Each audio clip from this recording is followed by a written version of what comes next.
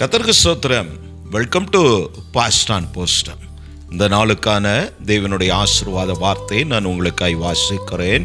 தானியேல் எழுதின புத்தகம் 3ஆம் அதிகாரத்தின் 28ஆம் வசனத்தை நான் வாசிக்கிறேன். அப்பொழுது நேபுகாத்நேச்சார் வசனித்து சாத்ராக், மேஷக், ஆபேத்நேகோ என்பவருடைய தேவனுக்கு ஸ்தோத்திரம், அவர்கள் தங்களுடைய தேவனை தவிர வேறொரு தேவனையும் சேவித்து பணியாமல் அவரையே நம்பி ராஜாவின் கட்டளையை தள்ளி தங்கள் சரீரங்களை ஒப்பு கொடுத்ததினால் அவர் தமது தூதனை அனுப்பி தம்முடைய தாசரை விடுவித்தார். கிறிஸ்துவில் பிரியமான தேவ ஜனமே, இந்த கால ஓளை மீண்டும் தேவனுடைய ஆசீர்வாத வார்த்தை உங்களுக்கு கொண்டு வருவதில் நான் மிகவும் சந்தோஷப்படுகிறேன். நான் ஏற்கனவே உங்களுக்கு தெரியப்படுத்தினபடி நம்முடைய பெத்தேல் பைபிள் சென்டர் ஷாப்பினுடைய வேலை கடந்த 3 நாட்களாய் நடைபெற்று கொண்டு இருக்கிறது. கூடுமானால் நாளை பார்ட்டிஷன் ஒர்க்கை முடித்து விடுவோம் என்று சொல்லி இருக்கிறார்கள். தொடர்ந்து அக்காரியங்களுக்காய் ஜெபிக்கும்படியாய் உங்களை கேட்டுக்கொள்கிறேன். இந்த நாளுக்கான ஆசீர்வாத வார்த்தையை நாம் கேட்டபடி, சாத்ராக், மேஷக், ஆபேத்நேகோ என்பவருடைய தேவன், இதை சாட்சியாய் அறிவிக்கிறவன் ஒரு புறஜாதியான். நாம் ஆராதிக்கிற தெய்வத்தை இல்லையெனில் இங்கே இந்த 3 வாலிபர்கள் ஆராதித்த அந்த தெய்வத்தை வழிபடாத ஒரு மனிதன், அத்தேசத்தின் ராஜா, அதிகாரியானவன் அறிக்கையிட்டு சொல்லுகிற காரியம், இவர்களுடைய தெய்வம். இந்த 3 பேர் நம்பின அந்த நம்பிக்கைக்குரியவர் அவர்களை தப்புவிக்க வல்லவராயிருந்தார். கேட்டுக்கொண்டு இருக்கிறதான நீங்களும் நானும், இந்த வாலிபர்கள் நமக்கு ஒரு மாதிரியாய் இருக்கிறார்கள்.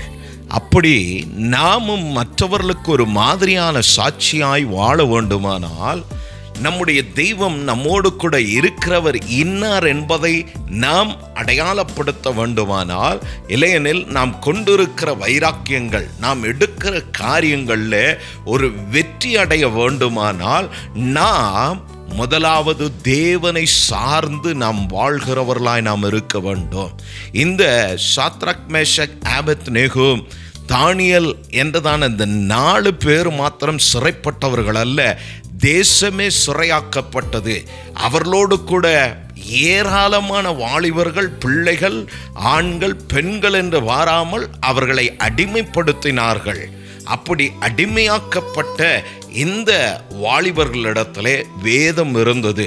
ஏசாயா எழுதின புத்தகமும் எரேமியா எழுதின இந்த 2 தீர்க்கதரிசிகளுடைய ஆகமங்களை அவர்கள் கையில் வைத்திருந்தபடினாலே அதை வாசிக்க ஆரம்பித்தார்கள். வாசித்த போது அவர்களுக்கு ஒரு தெளிவு கிடைத்தது.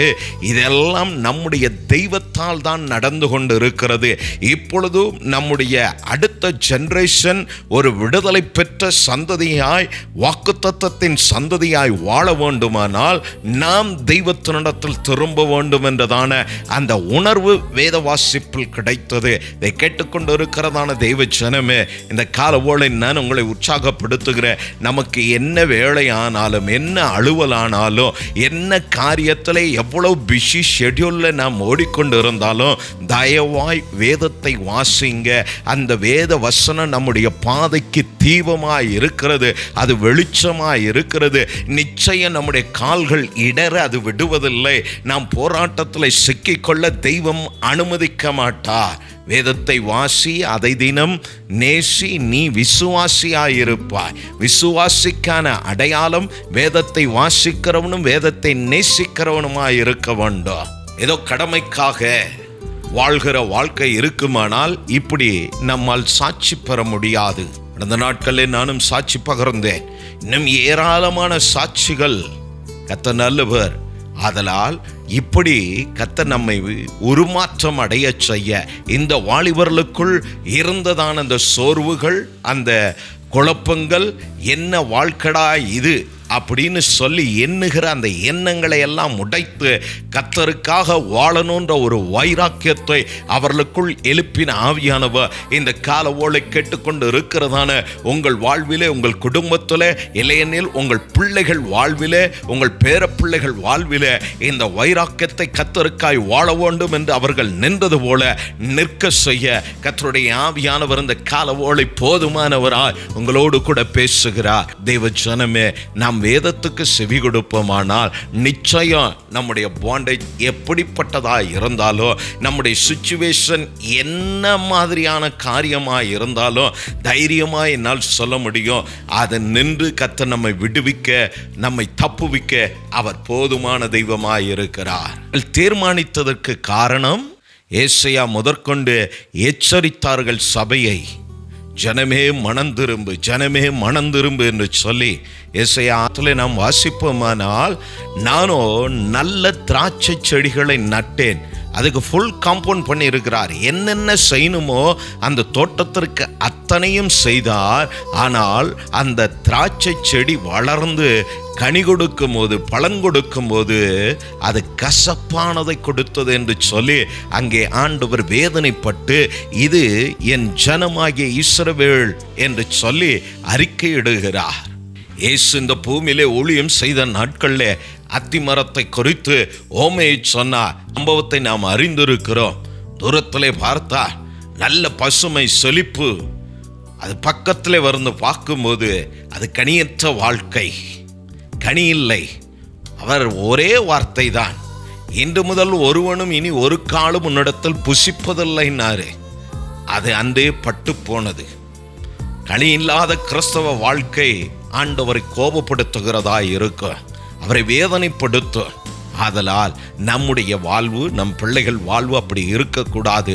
கனி உள்ளவர்களாய் நாம் இருக்கணும்னா நாம் வேதத்தை வாசித்தாதான் நம்மளால் கிறிஸ்துவுக்கானவர்களாய் இந்த உலகம் நம்மை டெம்ப்டேட் பண்ணும்போது, இந்த உலகத்தின் காரியங்கள் நம்மை அச்சுறுத்தும் போது, இல்லையெனில் நம்ம விழ செய்யும் போது, நம்மை இடறச் செய்யும் போது, நாம் விழுந்துடுவனோ, நான் தப்பு செய்திடுவனோ என்று சொல்லி யோசிக்கிற நேரங்களில் நீங்கள் வாசித்ததான அந்த வேத வார்த்தையின் அடிப்படையில் எப்படி இந்த 4 வாலிபர்களை கர்த்தர் எழுப்பி நிறுத்தினாரோ, அப்படி நீங்கள் வாசித்த வார்த்தையை கொண்டே கர்த்தர் உங்களை நிறுத்த, உங்களை காக்க அவர் வல்லமையுள்ள தெய்வமாய் இருக்கிறார்.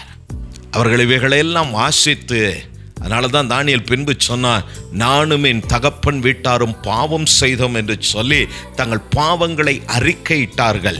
நீதிமொழியை வாசிக்கிறவன் தன் பாவங்களை மறைக்கிறவன் வாழ்வடைய மாட்டான், அவைகளை அறிக்கை செய்து விட்டு விடுகிறவனோ இரக்கம் பெறுவான் என்று சொன்னார். அந்த இரக்கத்துக்காய் அவர்கள் ஜெபித்தார்கள். அதில் முதல் தீர்மானம், கர்த்தருக்காக வைராக்கியம் கொள்ள அவர்கள் செய்த முதல் காரியம், அவர்களுக்கு கொடுக்கப்பட்ட போஜனங்களில் அவர்கள் விலகி இருக்க விரும்பினார்கள்.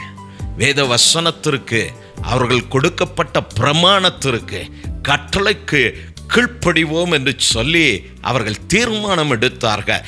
தீர்மானத்தில் எடுத்த டிசிஷனில் தெளிவாய் உறுதியாய் நின்றார்கள். இன்று கிறிஸ்தவ வாழ்க்கையின் அநேகருடைய சூழ்நிலை நிற்க முடியாமல் போகிறது.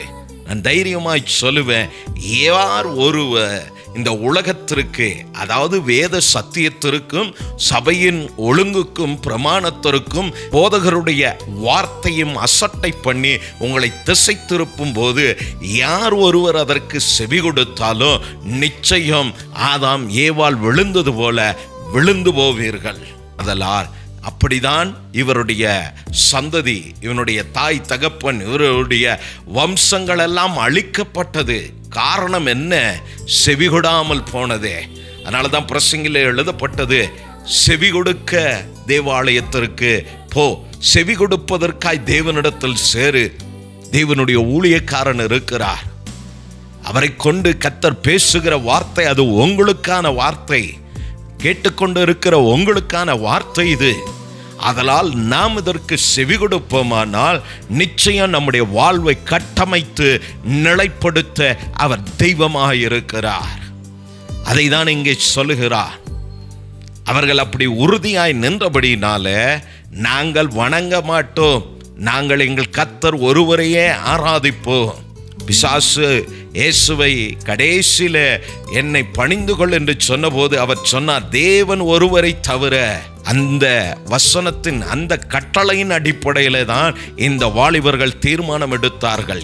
என்னவானாலும் சரி, அவர் எங்களை தப்புவித்தாலும் தப்புவிக்காவிட்டாலும் அவருக்காய் வாழ்கிறோம், அவருக்காய் சாகிறோம் என்றதான ஒரு வைராக்கியம் இருந்தது. அந்த அந்நிய ராஜாவினுடைய வாயிலே இவர்களுடைய தெய்வம் தம்முடைய தூதனை அனுப்பி தம் தாசர்களை, அவருடைய தாசர்களை அவர் தப்புவிக்க வல்லவராய் இருந்தார். இதை கேட்டுக்கொண்டு இருக்கிறதான தேவ ஜனமே, நீங்கள் எந்த பாதையினூടെ கடந்து போனாலும், எந்த டாக்டர் உங்களை கைவிட்டு இருந்தாலோ, எப்பேறுபட்ட வியாதியானாலும், நம்முடைய தெய்வத்தால் சௌக்கியமாக்காத காரியம் ஒன்றுமில்லை. நம்முடைய தெய்வத்தால் விடுவிக்க முடியாதது என்பது இந்த பூமியில் ஒன்றுமில்லை. பூமியில் மாத்திரமல்ல, வானத்திலும் பூமியின் கீழும் இறங்கி கிரியை செய்ய அவருடைய நாமம் போதுமான நாமமாய் இருக்கிறபடினால இந்த காலவோளை நான் உங்களை தைரியப்படுத்துகிறேன். கர்த்தருக்குள் நீங்கள் திடப்படுங்கள். இவ்வார்த்தைகள் உங்களை தட்டி எழுப்பட்டும். உங்கள் சோர்வு நின்று, உங்களுடைய போராட்டத்தை நின்று, உங்களுடைய கண்ணீரின் அனுபவத்தை நின்று ஒரு களிப்பான பாதைக்கு, ஒரு மகிழ்ச்சிக்கு, ஒரு சந்தோஷத்திலும் ஒரு ஆனந்தத்திலும் கர்த்தர் இந்த காலவோளை உங்களை நடத்தும்படியா நான் உங்களை தைரியப்படுத்துகிறேன், உங்களை வாழ்த்துகிறேன், உங்களை ஆசீர்வதிக்கிறேன். இந்த சாத்ராக் மேஷக் ஆபேத்நேகோவினுடைய தெய்வம் அந்த அக்கினிக்கு அவர்களை தப்புவித்தார். கொடுமானால் இதற்கு பின்பு இந்த அதிகாரம் முழுவதும் நீங்கள் வாசித்து பாருங்க. அவங்க மேல அந்த அக்னியினுடைய அந்த நெருப்பினுடைய வாசனை கூட இல்லை. ராஜாவினுடைய கண்கள் திறக்கப்பட்டது. அங்கே 3 பேர் அல்ல, 4 பேரை காண்கிறான். அப்படியானால் எப்படி தெய்வம் உங்களை கைவிடுவார்? உங்களுக்காய் அவர் மரித்திருக்கிறார். நீங்கள் அவருடைய இரத்தத்தினால் மீட்கப்பட்ட அவருடைய பிள்ளைகளாய் இருக்கிறீர்கள். அவருக்கு சொந்தமானவர்களாய் கர்த்தர் உங்களை இந்த பூமியில் வைத்திருக்கும் போது எப்படி உங்களை தனிமே விடுவார்? எப்படி உங்களை கைவிடுவார்? உங்களை விழச் செய்கிற துர்சத்தங்களுக்கு, துன்மார்க்கருடைய ஆலோசனைக்கு நீங்கள் செவி கொடுக்க வேண்டாம். கர்த்தரை சார்ந்து இந்த வேத வசனத்துக்கு நீங்கள் கீழ்ப்படிங்க. நிச்சயமா இந்த நாள் ஒரு ஆசீர்வாதத்தின் நாளாய், ஒரு விடுதலையின் நாளாய் கர்த்தர் உங்களுக்கு மாற்றி கொடுக்க வல்லவராய் இருக்கிறார். வேதனை, உங்களுடைய கஷ்டம், உங்களுடைய பாடுகள், அதை என்னாலும் உணர முடியும்.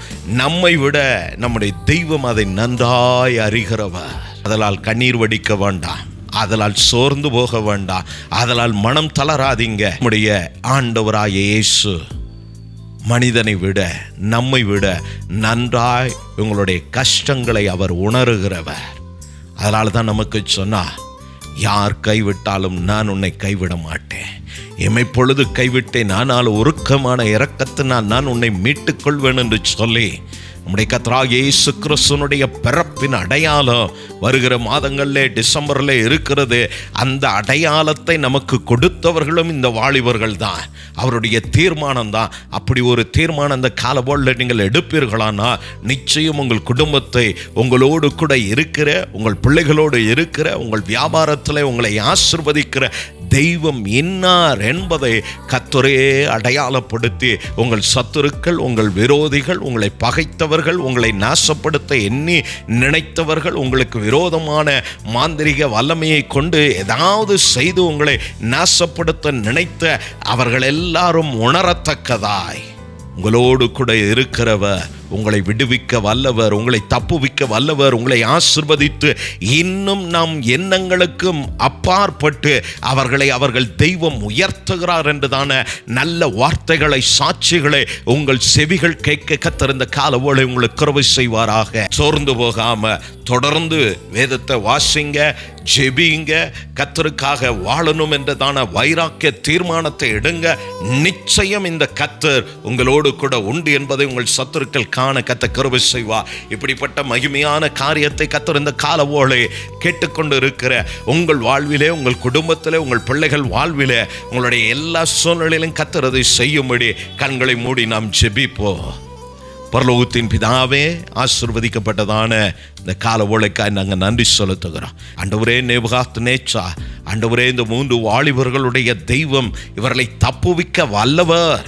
என்று சொல்லி அறிக்கையிட்டது போல இவர்களை காக்கிற தெய்வம், இவர்களை தப்புவிக்கிற தெய்வம், இவர்களை ஆசீர்வதிக்கிற தெய்வம், இவர்கள் கண்ணீரை துடைக்கிற தெய்வம், இவர்களை பாதுகாக்கிற தெய்வம் இன்னார் என்பதை இவர்களுடைய விரோதிகள் அறிந்து கொள்ளும்படியா தேவாவியானவர் இந்த காலவோளை என்னோடு செபிக்கிறவருடைய வாழ்வில், இவர்கள் குடும்பத்தில், இவர்கள் பிள்ளைகள் வாழ்வில் இயேசுவின் நாமத்தினால இப்பொழுது உம்முடைய பிரசன்னம் இறங்கி இருக்கிற இடங்களில் கிரியை செய்யட்டும் ஆண்டவரே. வியாதி படுக்கைகள் மாறட்டும், அவருடைய உள்ளான காயங்கள் ஆண்டவரே கர்த்தர் ஆற்றி தேற்றுவீராக. இயேசுவின் நாமத்தினால் அந்த வியாதி நின்று அவர்கள் எழும்புவார்களாக, அந்த வியாதிகள் நீங்கி சுகமாய் வாழ்வார்களாக, மாந்திரிக கட்டுகள் நின்று இவர்களை நான் விடுதலை செய்கிறேன் ஆண்டவரே. கர்த்தருடைய விடுதலை இப்பொழுது இவர்கள் சரீரத்தில், இவர்கள் ஆவிலே, ஆத்மாவில், இவர்கள் பிள்ளைகள் வாழ்வில், இவருடைய நெருக்கத்தில், இவருடைய பொருளாதாரத்தில் உமது பிரசன்னம் இறங்கி விடுவிப்பதை இந்த நாளில் நம்முடைய பிள்ளைகள் காணும்படி கர்த்தர் கிருபை செய்ய ஆசீர்வதியும். போக்குவரத்தும் ஆசீர்வதிக்கப்பட்டு இருக்கட்டும், பலப்படுத்தும், காத்துக்கொள்ளும், மகிமை கூட இருக்கட்டும். இயேசுவின் நாமத்தினாலே பிதாவே, ஆமேன், ஆமேன். தொடர்ந்து இந்த பெத்தேல் பைபிள் சென்டருக்காக ஜெபிங்க. சீக்கிரத்தில் அதனுடைய ஓப்பனிங் டேட்டை நீங்கள் தீர்மானித்து பின்பு அதனுடைய நாளை நீங்கள் தெரியப்படுத்துகிறோம். அதற்காக ஜெபிங்க. கர்த்தர் உங்களோடு இருப்பாராக. கர்த்தர் உங்களை ஆசீர்வதிப்பாராக. நான் உங்கள் நம்பிக்கையின் தந்தை ஆபிரகாம். பாஸ்டர் ஆன் போஸ்டர் சேனலை பார்வையிட்டதுக்கு நன்றி. லைக் பண்ணுங்க, ஷேர் பண்ணுங்க, சப்ஸ்கிரைப் பண்ண மறக்காதீங்க.